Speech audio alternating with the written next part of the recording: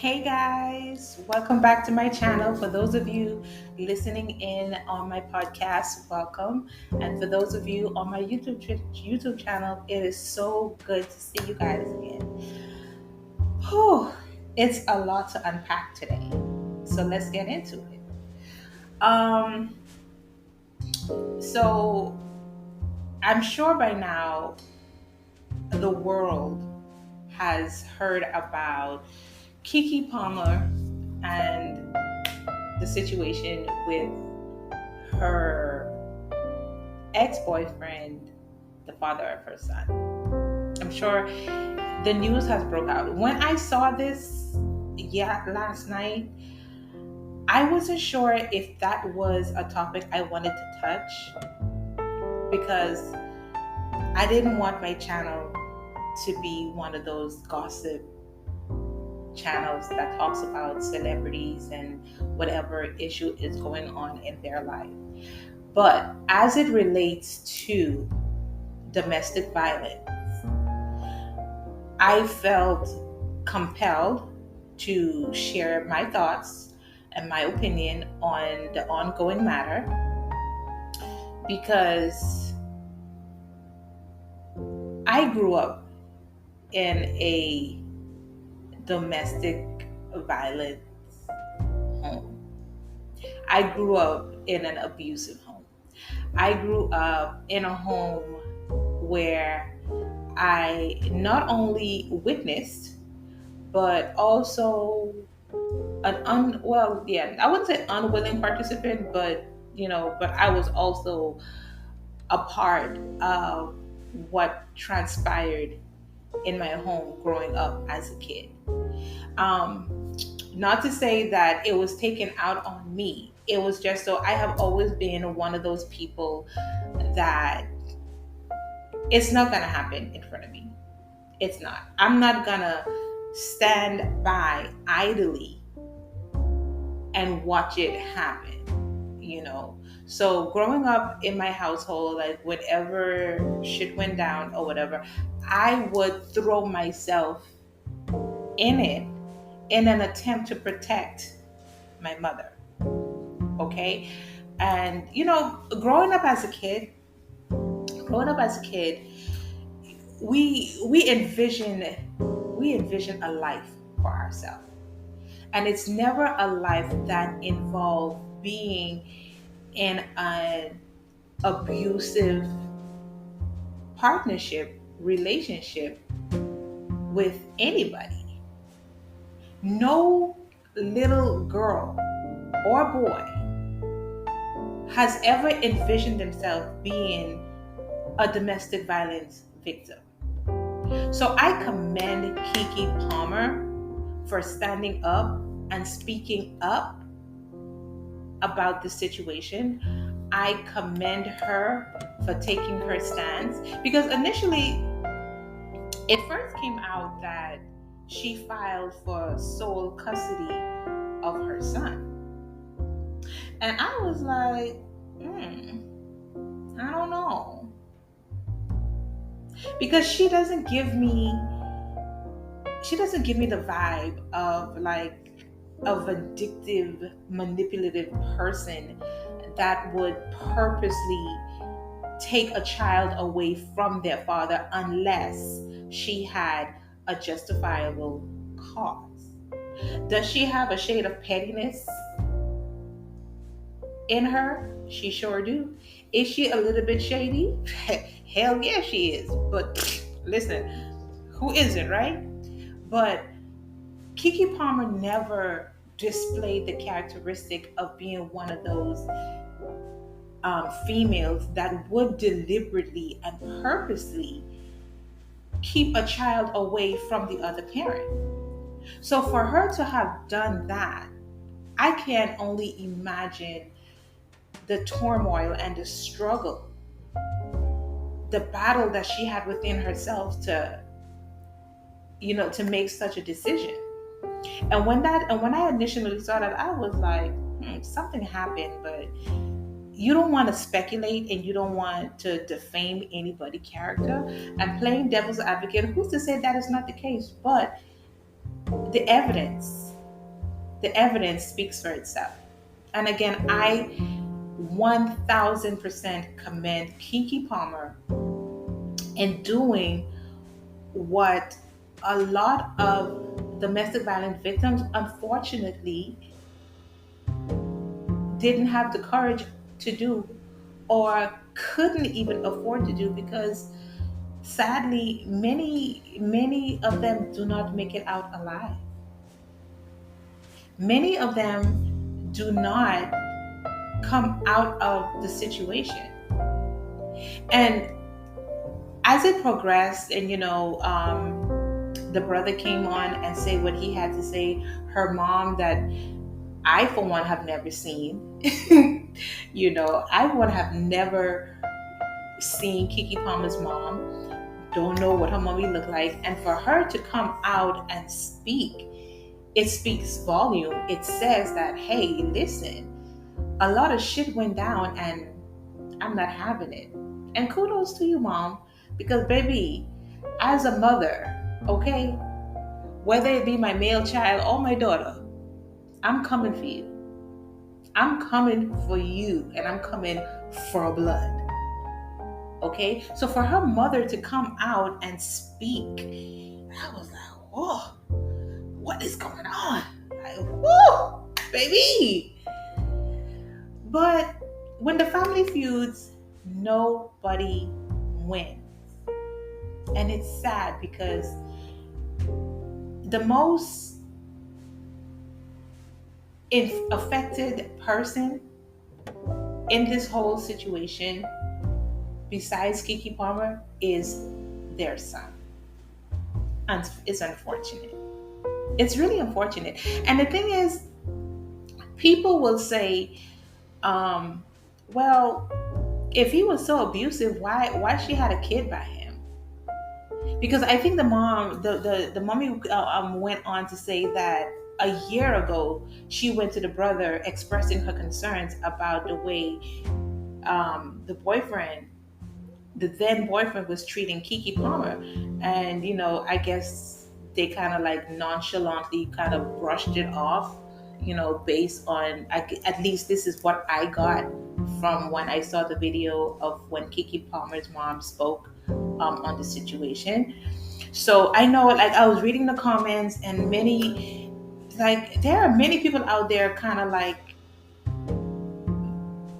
victim blaming and bashing KeKe and questioning her actions and whatever. Listen, if you have never been through it, please don't speak on it. If you have never experienced it, please just, try not to have anything negative to say, because it's not as easy as you think it is. Trust me, okay? I grew up in an abusive home. And it took my mommy years to finally walk away for good. Mind you, like with every instance like it happened, she would get up and leave. She would pack myself and my siblings, and we would move somewhere for a period of a few weeks, and then we would find ourselves back home with my daddy, and then the cycle continues. Okay? And listen, growing up, when you grow up in an abusive home, or even if you haven't grown up in an abusive home, but if you've seen stories, read books, people personally that survive domestic violence, and you hear their stories, even if you haven't lived it personally, you try to grasp the concept, and you would say to yourself, oh, I could never, oh, it would never be me, oh no, I could this and I could that, or whatever.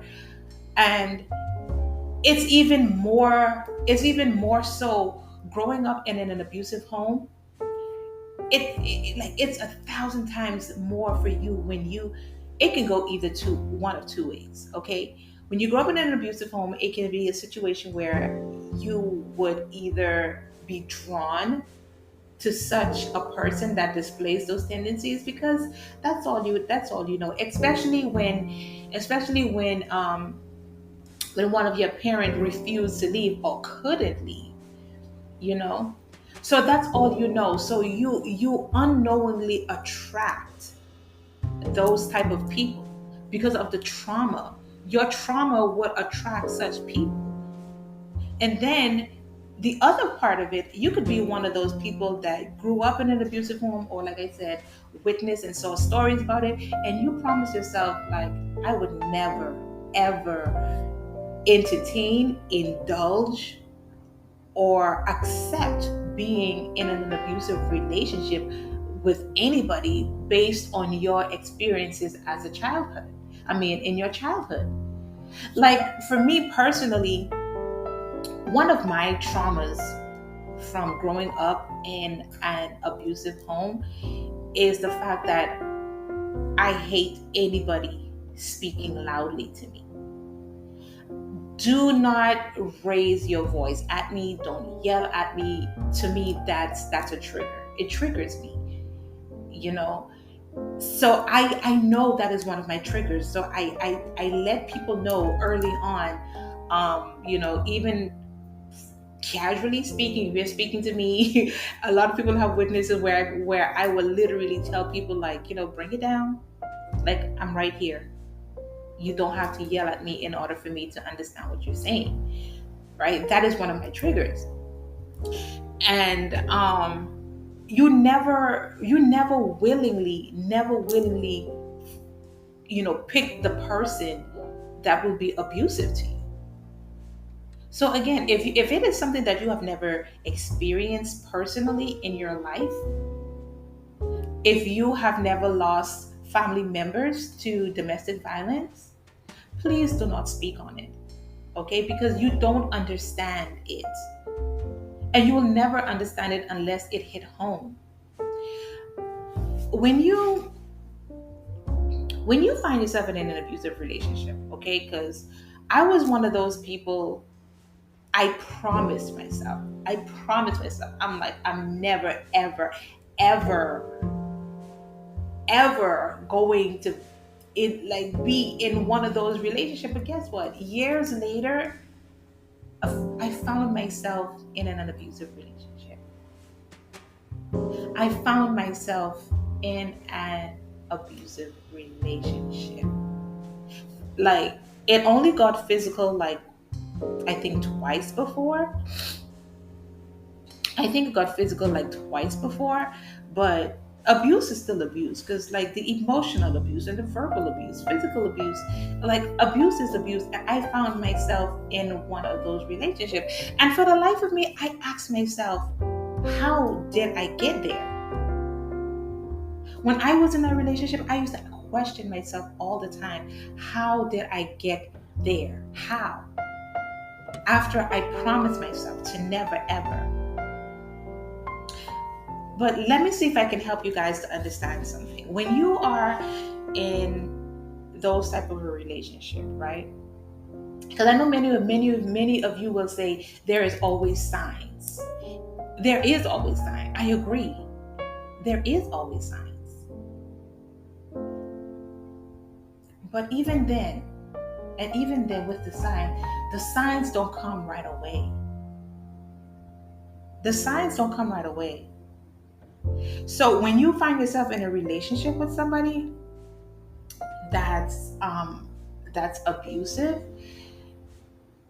the first time it happens, you're in shock. It's almost like you're in shock. You're like, wait, no.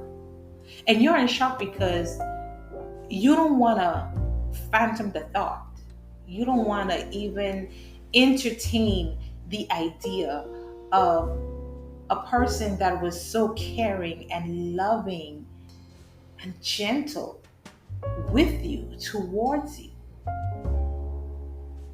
could ever display such tendencies, much less be that way with you, towards you.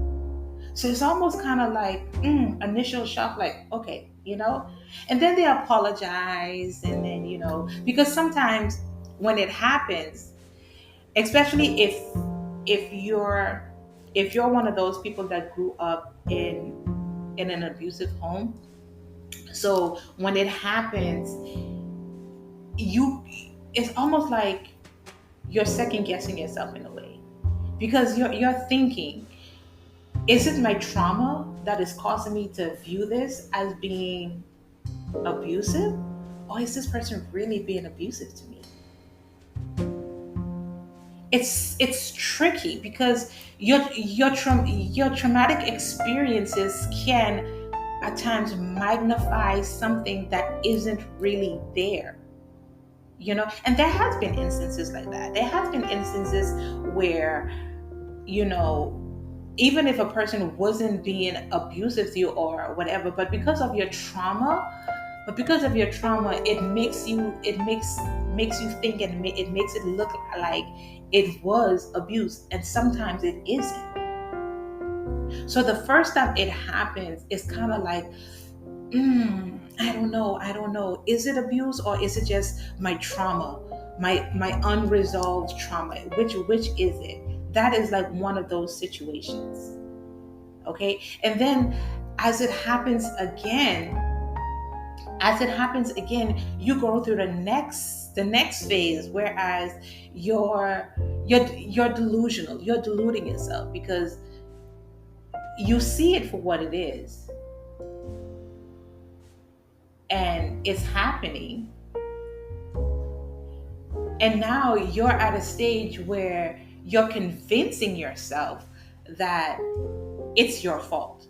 You're convincing yourself where maybe if I try a little harder, it's not gonna happen again. Maybe if I'm good to this person, he's not gonna do it again, or they're not gonna do it again. Because believe it or not, men don't speak on it, but women do abuse men a lot. It happens more often than we want to admit, but nobody want to have this conversation because apparently, um, when women abuse men, it's like it's no big deal, but it is a big deal. Though, regardless of whose hands is coming from, abuse is never okay. It's never okay.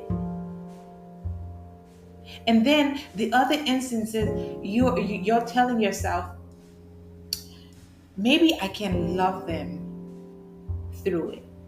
Maybe if I love them a little harder with everything that I have, with everything that is in me, it can help to heal them of their trauma so that they can stop being abusive to me. It's a process. It's a process. It's a series of things that you go through mentally and emotionally before you get to that final step, that final stage of acceptance. But when you get to the final stage of acceptance, and you felt like, I've done all that I can. I did my best. And you get to the point where you're tired, because now it's like the more you try to hold on, the more it hurts you.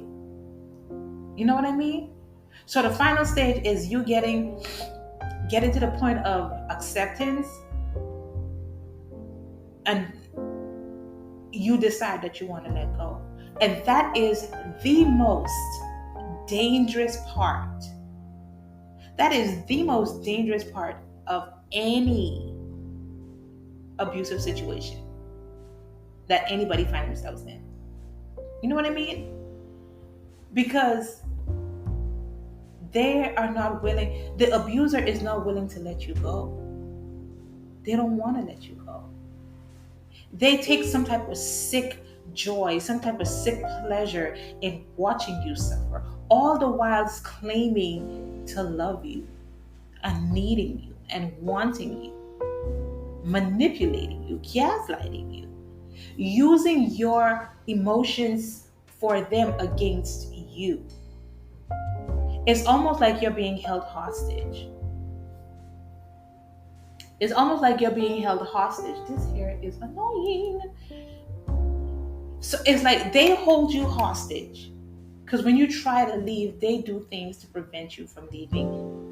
even killing you. That's why a lot of time, like domestic violence victims don't make it out alive, because when you get to that final stage where you've done all that you can do and all you want to do is just leave, and they're refusing to let you leave, they take your life. They take your life. So please, if you don't know it, if you've never experienced it and you don't understand it, please don't speak on it. Okay?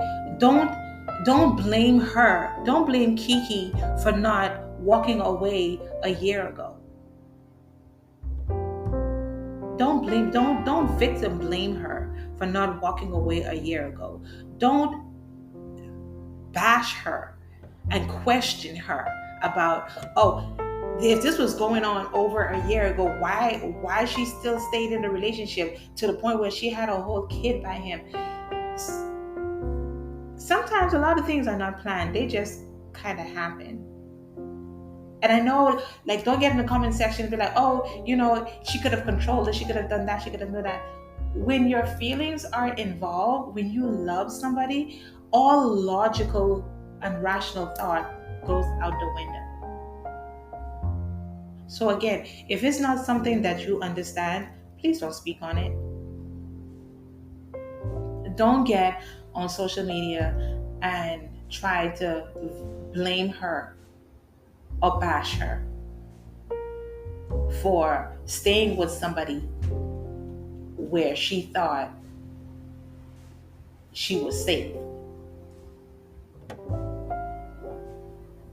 Don't blame her for staying with someone she thought loved her. And I know a couple of months ago, you guys gonna be like, well, with the whole Usher situation, listen, I was on the fence on this one, and I'm still on the fence about it or whatever. I have my thoughts. I haven't shared, like, publicly, whatever, and we're not gonna get into that or whatever.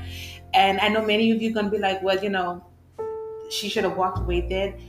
But she has a child, and a lot of times when you in these relationships, you want to try to make it work for the sake of the child, because nobody wants a broken home. Nobody wants a broken home. And clearly she tried. She tried her best to make it work the best she could, the best way she knew how. And unfortunately, we're here.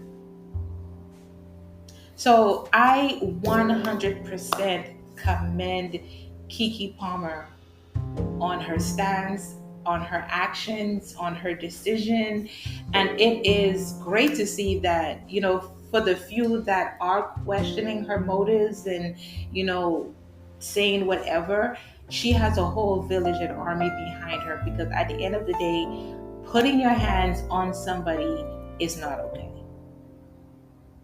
But let's switch gears a little bit and let's play devil's advocate, because I did see the video, not the video. I saw the pictures, right? I saw the picture. So I'm going to play devil's advocate a little bit, because listen, I don't know KeKe Palmer or her boyfriend, her ex-boyfriend. I don't know the ins and outs of their relationship, only what is being displayed on social media for the world to see. Okay? Now, I saw the photos, and oh my God.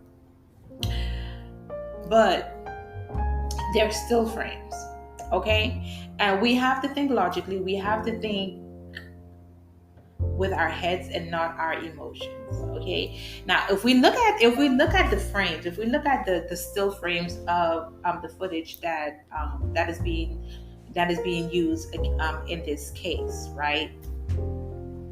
It seems as though, because the narrative can go either way, and based on the still images, if his lawyers are smart, which I'm pretty sure they are, and I'm pretty sure that's probably going to be one of their arguments or whatever, it can go either way. It can go either way, because in one of the frames, you can see where, it looks as though he's holding her, like he's choking her while she's laying on the couch. It looks that way, right? But it can be perceived like he is trying to take something from her. Because when you read the reports, it's like she said, took her phone and her keys. So if there's a tug of war, and like I'm pulling because I'm trying to prevent you from taking something out of my hand, and I'm holding it close to my chest, based on the angle that those frame was taken, it could go either way. It could be argued that he was just trying to take the phone or the key out of her hand.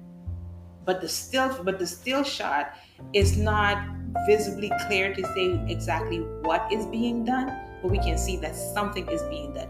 Is he choking her? We don't know. Is he just trying to take something out of her hand? We don't know. And then on the next frame, you see where his hand is risen up, almost like in a motion where it's either where he was in a process of hitting her, or it could be in a process where he yanked whatever it is they was tossing over, whether it was her keys or her phone, whatever they was fighting over, with his hand up in the frame. It could be argued that he grabbed it like this, and that's where the frame stopped. From the back, that's how it looks, but clearly you can see that she's on the floor. In that frame, she's on the floor and his hands are risen up. But what is his hand risen up to do? Is it that he took something, or is it that he was in a process of hitting her? We don't know. That's a valid point to be argued, because in the next frame you see where he's walking away. In the next frame, after he got whatever he got, or after he did whatever he did, the next frame is him walking away. And then the other frame is where it seems as though he's dragging her, but it can also be argued where he just has her in a bear hug and he's carrying her up the stairs.